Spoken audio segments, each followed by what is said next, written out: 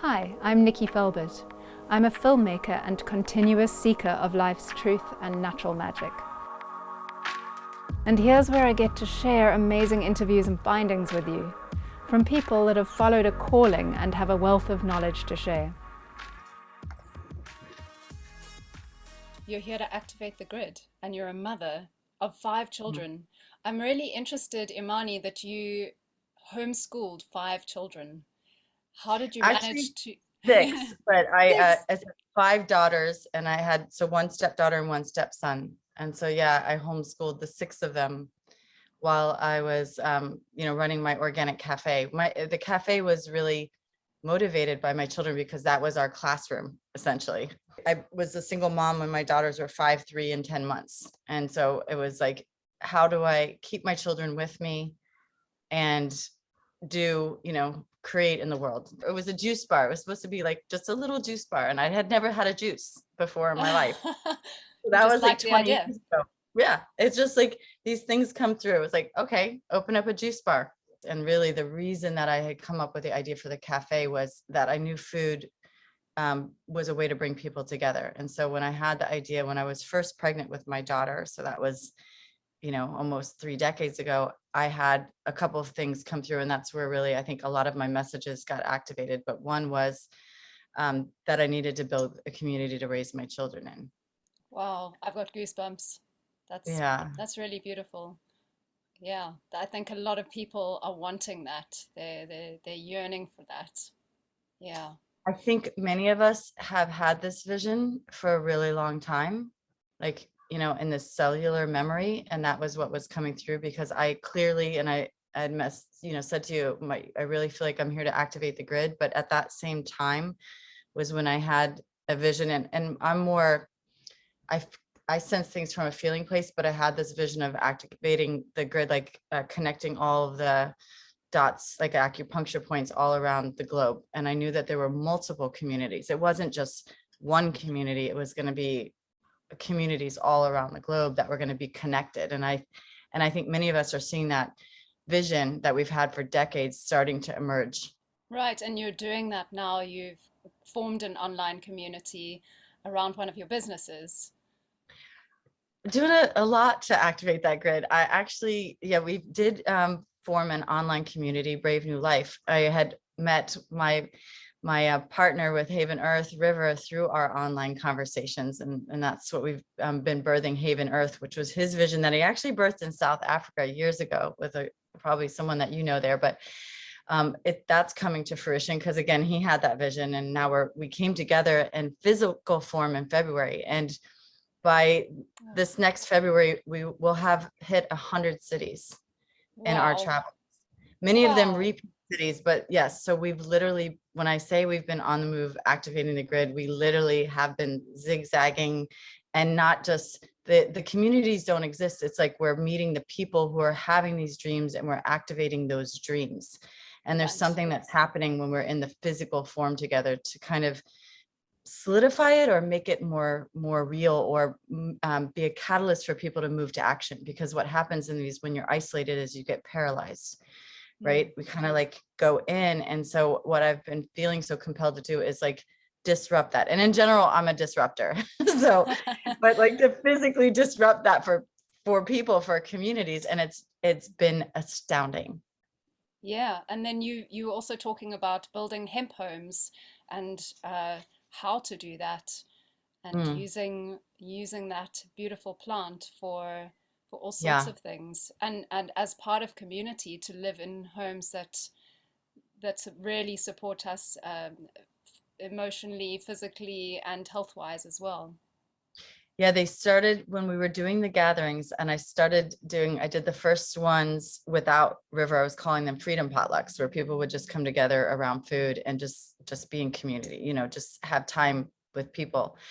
And in the last couple of months, we've added in the hemp talks as part of that, because I think people were at a point where they were tired of talking about all the problems, and they wanted hope for the future, to talk about solutions. And that's what's so beautiful about the hemp plant, is that it's completely regenerative, and people know, we know it's healing as a medicinal plant.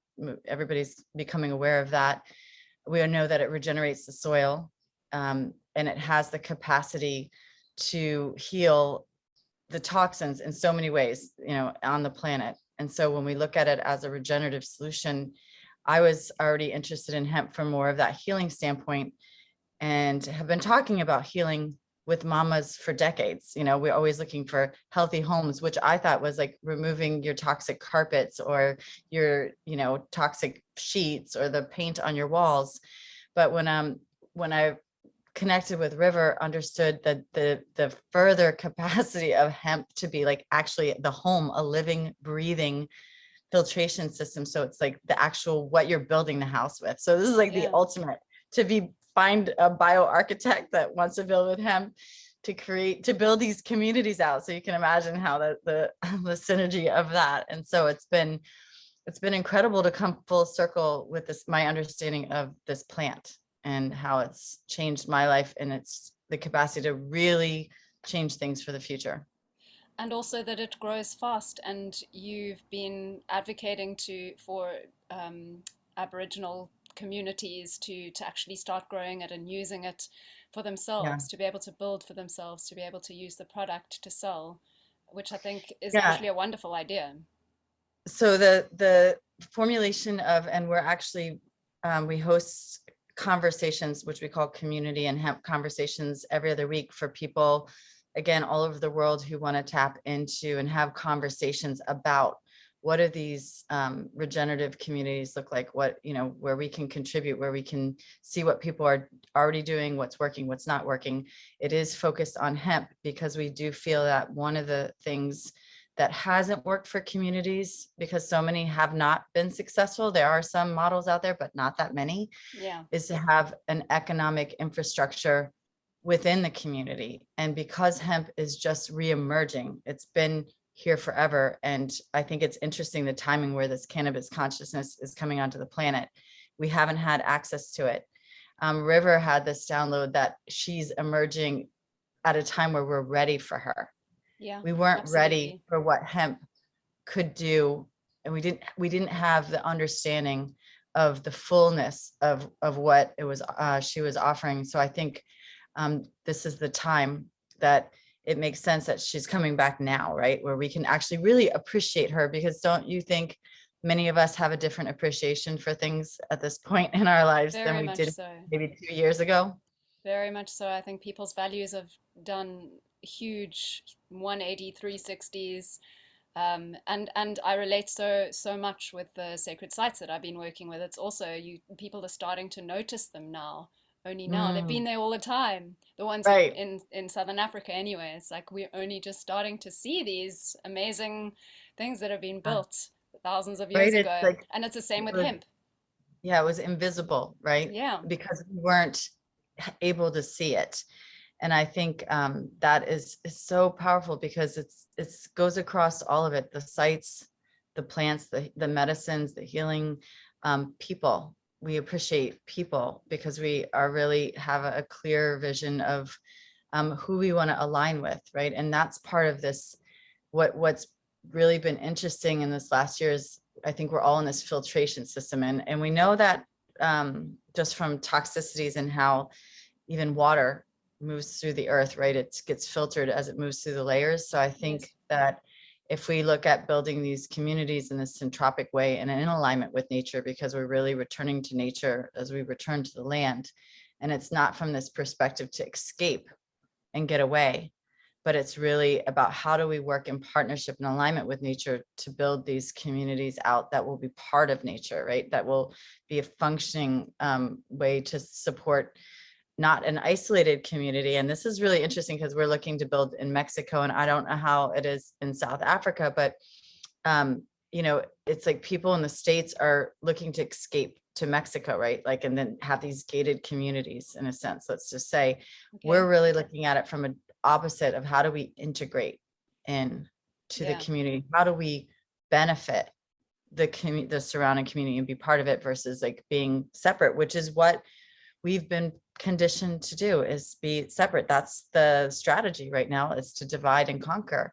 So I think bringing together community in this way without taking the fear out of the equation and really building in alignment with nature is is going to be the solution for the communities that are going to succeed and template out what's possible versus this, doing it from a place of fear and trying to escape and isolate. Really interesting, like the patterning, right? You want the base of something something that's not fear-based. So Yes. so you're actually building it up from something that has a high vibration, that And has magnetizing people integrity. that, yeah, magnetizing people that aren't in fear. Yeah, yeah. And also I see communities being able to integrate with each other. So you're building different communities, but they're all connected. Exactly. Yeah. Yeah. So you create, like, our idea is creating the template and using hemp as part of that, because we, with Haven Earth, we actually formed as a 508, which in the States is actually a church before it got hijacked to be the 501c3, which is the nonprofit charity status, which Oh, connects it with the state. So we're a church, nature-based, like, but educating, like, with the focus on, and I don't even really, I'm trying to get away from the word educating, even though I've been an educator my whole life.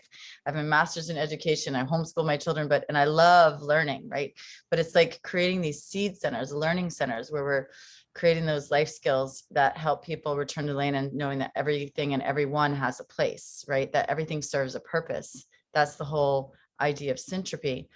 And so when we build from that, like that seed center being a hub of, like, a community center or a community kitchen, and having these little, what we're calling hemples, are healing hempel pods, because again, these hempels, these hemp structures are so healing, for the body, for us physically. And so it's pretty profound even being in one of those structures, which I'm curious if you've had any, because they've actually traced it back to the ancient Vedic temples. They've found hemp in the walls thousands of years ago, because of its capacity to what it does. And I can't talk to this as much as River does, but what I've learned as far as how it modulates temperature, it's anti-mold, antifungal, and like, so with those structures where they had a lot of issues with mold and water, hemp has been used to help modulate that and preserve it. So with limestone, it really turns into like a rock. So they preserve for thousands of years. It's that's pretty amazing. interesting. It's Yeah. incredibly interesting, very interesting that actually people used it in Vedic culture, where things they did everything with such integrity. I wrote my book, The Absence of Soil, because what I understood is that if there was no soil, there was no life. And so I was putting all those pieces together before, Zach Bush, I came into my sphere, and we knew about microbiome and all the things that people are talking about now. I understood that I've kind of touched on, I found out the power of mycelium, medicinal mushrooms. I had met Paul Stamets at an Organic Farmers Association. So that was like a big aha for me. So that was an understanding that really where we are with the soil, and now, you hear people like Zach talking about caring for the soil, and we've got so many other organizations that are working on not just permaculture but regenerative agriculture. Mm. And so I've added more information, to that conversation, to that book. I would love it to be a handbook for how we can build some of these templates for community. And that sounds amazing. I know you've got your book right next to you. Can you show it to us? For those Yes. that are watching on YouTube, Yeah. Presence of Soil. So now, then I changed it to absence, presence of soil, so that we could Mm, kind of shifting to that place of hope, right? That it's yes. the presence of soil that's going to carry us into the new timeline, and um, keep this intact for the future generations. Yeah, yeah. And I know that came back to you being a mother, and you call yourself Imani Mamalution, which is all Yeah. about the Mamalution and your passion around Yeah. empowering mothers. Obviously, that has to do with community and the hemp. And what else do you use to empower mothers? Well, I would say that all of that came through the hemp, and my kind of experience with superfoods and stuff came through my cafe of a way that we could nourish ourselves, and expanding on that. But being a mother first and foremost is what activated so much of this way of being in the world. And I had a desire before I had children to sort of prepare myself for them. And one of the other downloads that I had when I was pregnant with my daughter was that I needed a midwife, and I didn't even know what that was. So I had to look it up, and it was the way that we are consciously conceiving and birthing our children into the world. And so for me, it was something that started at that moment of intending to bring a soul through.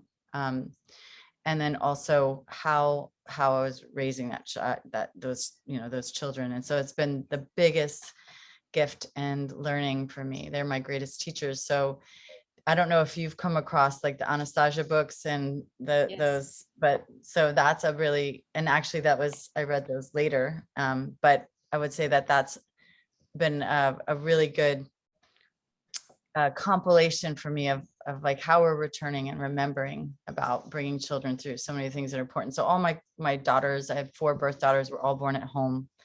And so the way that I raised them was, at my ability at that point in time to be in as alignment, raising them in a city and not in nature. Yeah. But having that consciousness of how I was raising them was a really big part of that. Yeah. And so for those that haven't heard of the Anastasia books, it's the Ringing Cedars series by Vladimir Miga, I think. I don't know how to Yeah. pronounce his name. Right. I know. Yeah. And that was also for me a big wake-up call, and really started my passion into community, Yeah. and And to see so, how that is possible. yeah. And that was River actually went to Russia because he was traveled to 30 countries before I met as an architect, and was in those communities. So there was another alignment there for sure. And one of the things that he saw when he went to those communities was why they weren't working was, again, not having a sense of unified purpose, and also that economic equation. He said people were just showing up with the book, the Anastasia book, the Ring of Series, saying, I'm here, but not having the infrastructure. And so I think, again, we're at a point right now where we've had the ability to learn from previous things of what's worked and what's not. And with the awareness that so many people have right now on the planet, that it's kind of like we're awake now, and we're building from that place of being awake versus like we were all like trying to figure it out. And there were some things, and that's why I've rewritten my book. There were things that have changed for me, different awareness, different programs that I was imprinted with, that I realized like, wow, that was a program that I don't want to be part of anymore. So I had, we're constantly evolving, right? And changing. It's like, it's interesting for me to see how far I've come and how different things have revealed themselves. And the other thing, this was the big aha we learned this week together, because we were like kind of coming up with our vision. I think I want to get rid of the term for us, intentional community. It's like an old term, and it doesn't work, because community in itself, it's like, okay, you're this isolated community, but what we really want to be is a village or a town, right? Yeah. We want to be a village. Doesn't that feel like completely different than a community? It's like, oh, well, we're sharing everything, and we have to all spend time together, and we really don't like each other, whatever, right? But we're like, we like each other for a little bit, but not. But if you think of village, not when you don't agree with me. Right. Yeah. That's what River said that Anastasia communities didn't work, is that's the part that didn't, is that it was like you show up with the book, I'm here, and everybody gets 1 hectare.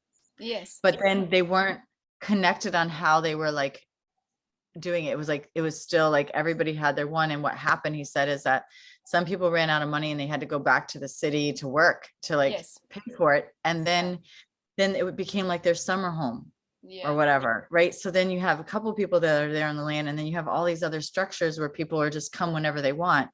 So there was no cohesion, and there wasn't that like, okay, this is the part we're doing together kind of thing, because there was nothing planned out structure. They just thought if they returned to the land, it would be fine and everything would work out. But people didn't realize what that entailed. Yeah. You still need to buy boots to walk around in the mud, and no one's making those. And there's lots of things that you need to make money in order to keep surviving. And it needs to be, I feel like it needs to be a slower integration, though, for me anyway. Yeah. The idea of one, building our own homes. We've lost touch with this ability and like to build our own homes, right? And if we could get people building homes that are from the earth, I think that that right there is huge, because if we're looking at not using the toxic materials, and we can empower people to actually build their own homes. I know my grandfather was a bricklayer, and they built the house that they lived in. And there was a time where that was like a that's what people did, right? But now Yeah. we have these toxic homes being constructed and people financing them, and it's gotten so crazy. um, so if we're returning to that idea, and then we have an industry around the materials, like growing hemp, which is regenerating the soil, and then setting up the processing of it, because we're talking about industrial hemp, not the hemp that people think of that you're like cannabis. This is there's two different plants. So we're talking about industrial hemp that grows like bamboo. So it's really tall stalks that's then processed. So the processing is a whole other industry. And so it's just starting to deregulate, from what I understand, in South Africa. And the same thing's happening in the States, where it's been growing and processed in Europe, and the States is just coming on. So there's just a couple processing plants. So that's a huge industry. And then, so now you have the growing, which is regenerating the soil. And then obviously that's an industry for the farmers. Then the processing. We were just at a processing plant in Kansas, which they had 13 farmers as a cooperative growing hemp in between their other monocrops. So regenerating the soil, because they're actually still growing GMO crops, but then they're transitioning, right? Mm. And then they're processing it. So that's a whole industry. So they've got it. And then that hemp herd is what the homes are being built with. So then you have someone like River who's designing the homes, but then you need a whole workforce to build it. And that's where we're looking at returning to the indigenous communities to grow hemp, the ones that have land, teaching Yes. them that, but also then the processing of it and the workforce, like creating workforce to build these houses of hemp, because it's similar to traditional building construction, Yeah. but it's different. So there's, Yeah. people need to be educated, and There's it's skill not involved. complicated, right? But there's that needing to train people. So really what we're focused on is doing a natural building with hemp certification course. So our particular focus is training people how to build the homes, right? Because then again, that goes with the community model. We have the seed center. We're building the homes on that community to train people how to template out and build those in other places. That's why I'm seeing those hempels activating the grid all over the place. Yeah. And we just released like a mini hempel blueprint that River did. We did a build in Hawaii of this hexagon hempel. It's not, I wouldn't say off the grid, it's a non-permitted structure. So it could be like Yes. a little healing room, meditation space. You So can put people it can just, anywhere that there's space. yep, people put it in their yard, and it's like, kind of think of it as like a shed structure, but people Yeah. can have it, but then they can do meditation, yoga, like it's big enough for a small group, but so people can start understanding the hemp. Because the other thing that I love about the hemp is that it brings together community, because we've been doing these hands-on hemping workshops, and people have been doing earth building workshops, and actually River was in South Africa doing one. But with hemp, you're getting your hands in it, and it's like the modern day barn raising, and people see like, wow, I'm building something, we're creating something together. And Mm. it's so powerful when people come together for these couple days just to do the hemping part. So you have the structure, but it definitely brings together community in a Right. really powerful way. Yeah. So I mean, I've also experienced building with people, and you get very close to those people because you're Yeah, doing something either for someone else or for yourself together, yeah, which feels very empowering actually, and it feels like you're really doing something good. Um, yeah, so I also want to go back to the your hempels. So yeah. the way you would build with hemp is to have your either steel or wood structure. So you would use, what would you use on the outsides of So the hemp? So I so see it's your hempel is yeah. just plain hemp, but that has Yeah, to, so You're your right. And dry again, area. I'm not the builder, right? But so you, but I like to break it down.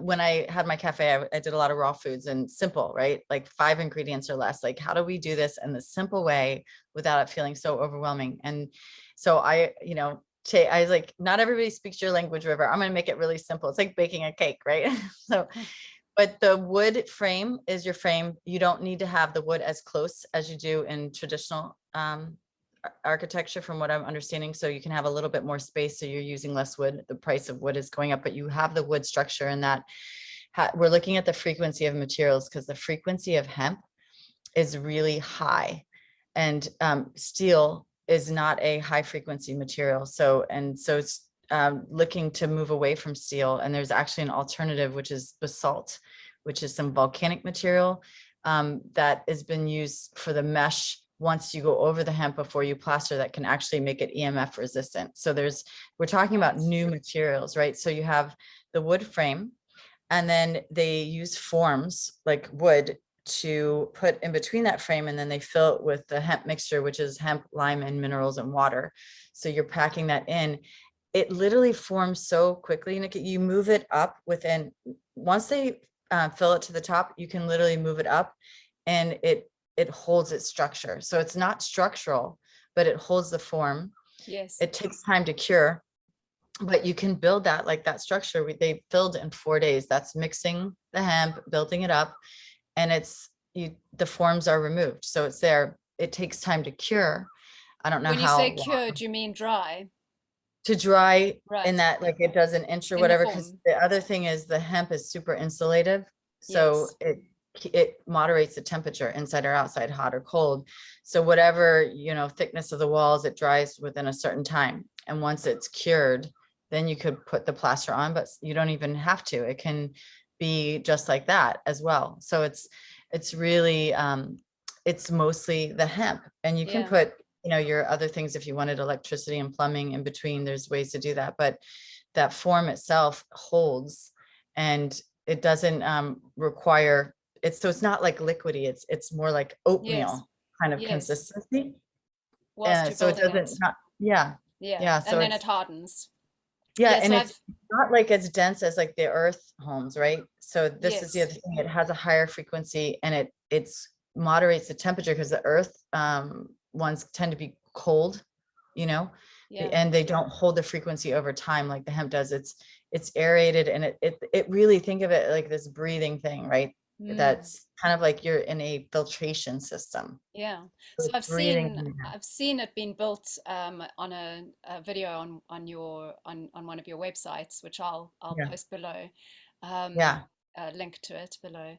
But I've also seen that if you leave the hemp on its own without cladding it in any way, it has to be in a dry climate then, right? It doesn't have to be in a dry climate, but it has to be able to dry, right? So if you're Yeah. building it like in a shaded area, like you do have to be aware, like it definitely has to dry. I mean, the other thing that River is working on and other people are starting, you've heard of like the hemp blocks, and they call it hempcrete, but it really isn't. It's not really a great term for it, because it's not concrete, right? Because Mm. concrete is not that breathing thing, but it's the thing that people can most relate. Like, okay, you've got concrete blocks, so they're making those hemp blocks, and people could build a house like that so that it's already dried. He's also working on panelized structures. Like, I have the vision of like, a hectagon dome. It's like, you have the panels. So the panels are pre-made, and Yes. people just get shipped a kit. That's one of the Yeah. things we're working on, where really, so again, moving into community and quickly, like we don't have years to build these houses and structures. Yeah. And also, do we need these large houses and structures? But if we had a community center where you had a kitchen and a bathhouse, and then you had these little hempel pods, and you could go on and put up one in a couple days. I mean, we're talking about structures that can be put up fairly quickly. Even the build that we did in Hawaii would just be a couple weeks. Obviously it has to cure, and then you're doing the other details and all of that and the plastering. But if there was the panelized system, and you had those and they fit together, because it's like those homes, like imagine that, I don't know, when we think of panelized homes, it's not like, oh, that's so sexy. You're thinking like, oh, but if imagine it being like hemp, and you can put together this geodesic dome, in a day and you can be sleeping in it. I think that would be so awesome. So that's one of the things we're working with the Haven Earth, is to create those kind of solutions. Yeah, So that's kind of, what I loved yeah, about the hemp is that it can literally form circular spaces, so it moves yeah, around any way that you want it. It doesn't have to be all square. It can actually be exactly. rounded, Yeah. I love which I that too. loved. It's like, it's super organic, right? That you can, that's that kind of feeling of like a cob house where you can model it. I mean, you need the form to shape it, but it does have some of that flexibility, and it makes it more, I think, softer and a little more feminine, right? The spaces Mm, that feel more welcoming. yeah. It feels very like, we stayed at a one in California. It was a dome. It just feels like kind of like you're in a womb, you know. Mm, I like that amazing. feeling, and just the feeling of it. It's also very acoustic, but again, I think it's like, why haven't we thought about being in healthy homes? And you probably know way more about this than I do, but we have other friends that do the Vedic designs, and they taught us about the temples in India, like how they're positioned on the land. That's the other thing that we need to think about, the sacred geometry, like how Yeah. these structures that you're studying weren't just randomly put there. Yeah. They were, It's not it just was how, very specific. it's also where on the land is Exactly. it placed? How and where Yeah. in relation And to the landscape. why don't we think about those things? Like, Yeah. you know, because you can be in find a super, even on the land, because so many people are returning to the land and just buying land.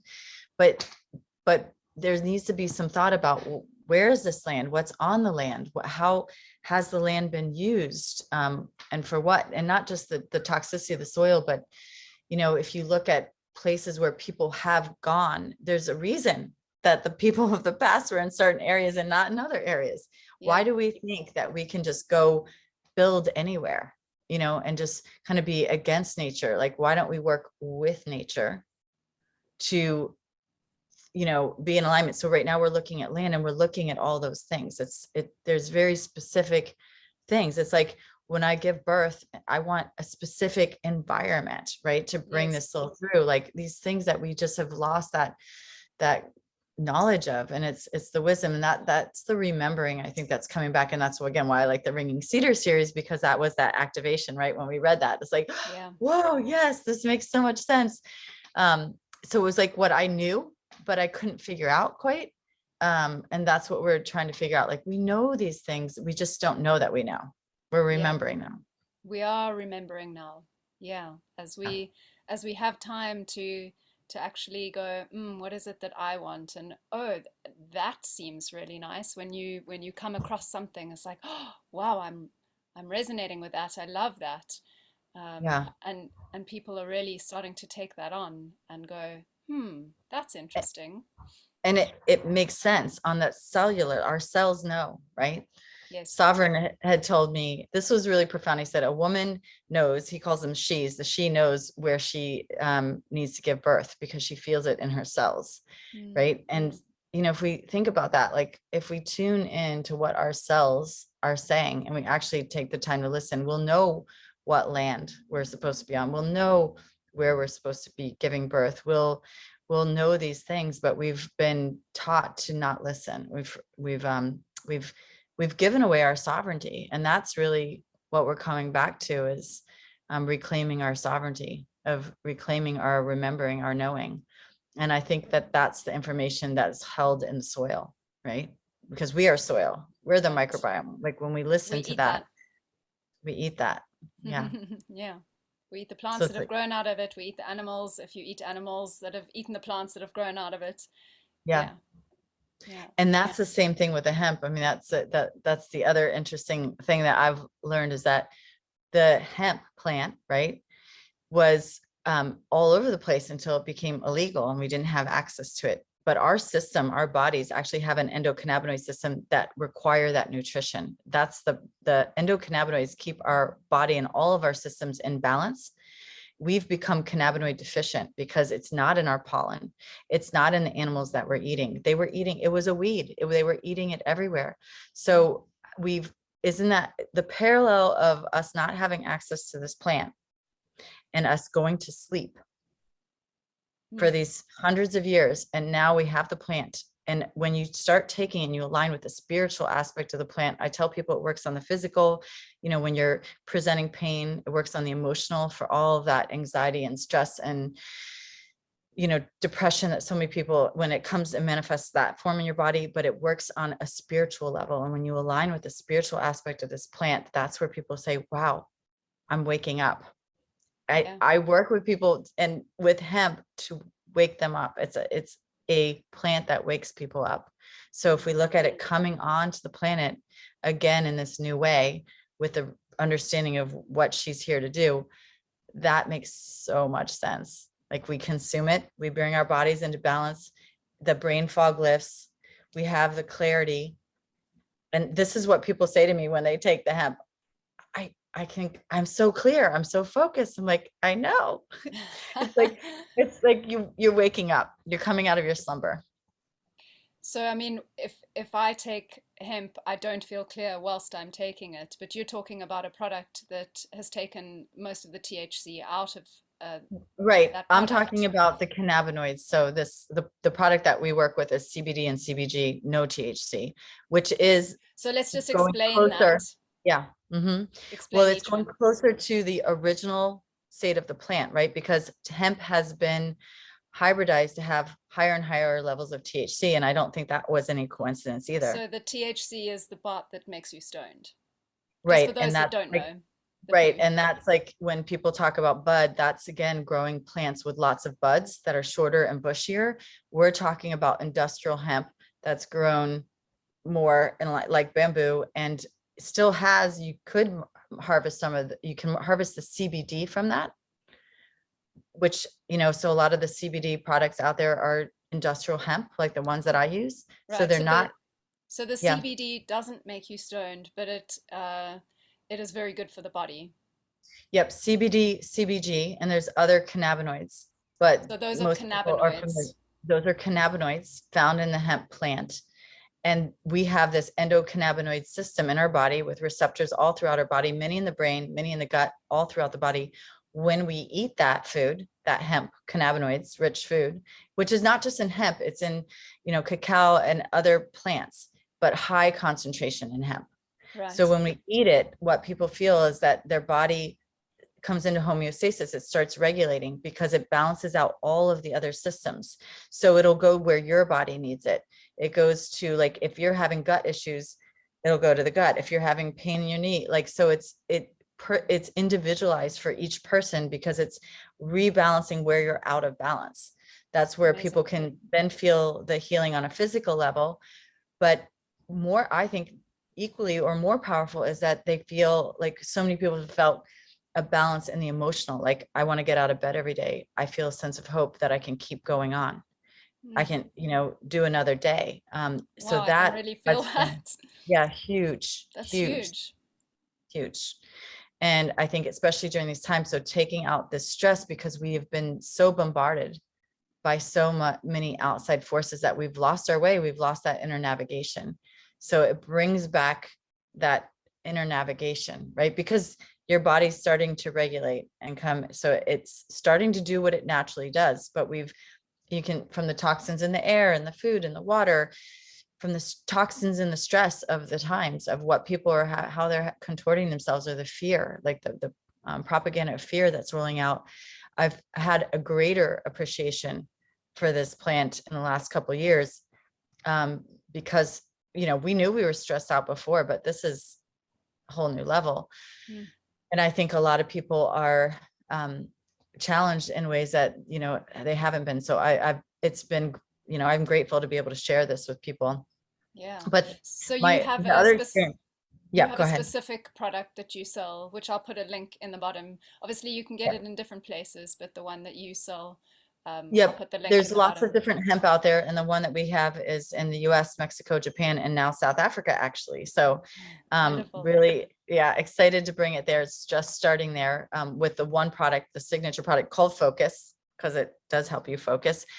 But I've been working with my family in Japan, which I learned a whole new understanding of the plant because they revere hemp as a sacred plant, as part of the Shinto religion, because we, make clothes and rope, fiber. We didn't even talk about it as a fiber, but they have this, when I talk about the spiritual connection to it, they've really taught me this part of the plant, because it is high vibrational, and many of them are sound healers and connected to other realms that we understand. And so their experience of the hemp and the way they talk about it is in this revered sense, they call it asa, that is taught me this other level, not the physical, the emotional, but the spiritual. And for me, working with this plant has been probably the most spiritual experience of my life, because you asked, like, I've never really aligned with any kind of organized religion, but I feel like I'm a very spiritual person, and very tuned into nature and the cycles and all of that. But there has been a very spiritual experience with me reconnecting through this plant as like kind of a vehicle or conduit. Wow. I want more bring, of that. yeah, That sounds good. it's been quite profound. Yep. Yeah. For sure. Yeah. So we have it as a food, we have it as a fiber, wearing and these high vibration clothing, and that's another industry. And then the homes, that's like, it's like, wow, hemp is the future. It's like, so that's why I am rewriting my book, to kind of give that lens, because I felt like my book before was kind of, the first one is very cathartic, like kind of like, the second one was like, okay, refining that, but still a lot of problems. And I want to give people that hope. I want to give people the hope for the future. And for me, that is coming through hemp. Beautiful. Yeah. Thank you. Returning to the soil, returning to the earth. Yes. And there's even, and I don't know which books that trace back to the hemp being in different scriptures or whatever, that this is the understanding, and that's starting to all surface. So there is that not that we need it from anywhere else, because we can find those from within, but I think that that's definitely an acknowledgement of that we're coming full circle, and that this is our time. This is the most exciting time and the most challenging time to be alive on the planet. But we're here, and we're here on purpose. Yes. For all of us. Yes. Here for a reason. Absolutely. Yes. Yeah. We're waking up. I love it. Thank you so much. Thank you so much, Imani. This has been a fascinating talk. Yeah, really beautiful to speak to you and to learn more about this product, things that I didn't know about it. So yeah, amazing. Yeah, well, thank you for the invitation. It was really beautiful to connect with you. And again, I love that we're connecting all around the globe. That to me is the most exciting piece of it all, that we're finding each other. And thank goodness we have these technologies right now to know, because it's so affirming, right? That we're not alone. Yeah. Absolutely. It is. Technology has definitely helped us. So to use it in a good way is the challenge. Exactly. Yeah. All right. Okay. Thanks, love. Appreciate you. Okay. Take care. Thank you. You too. Appreciate you. Bye.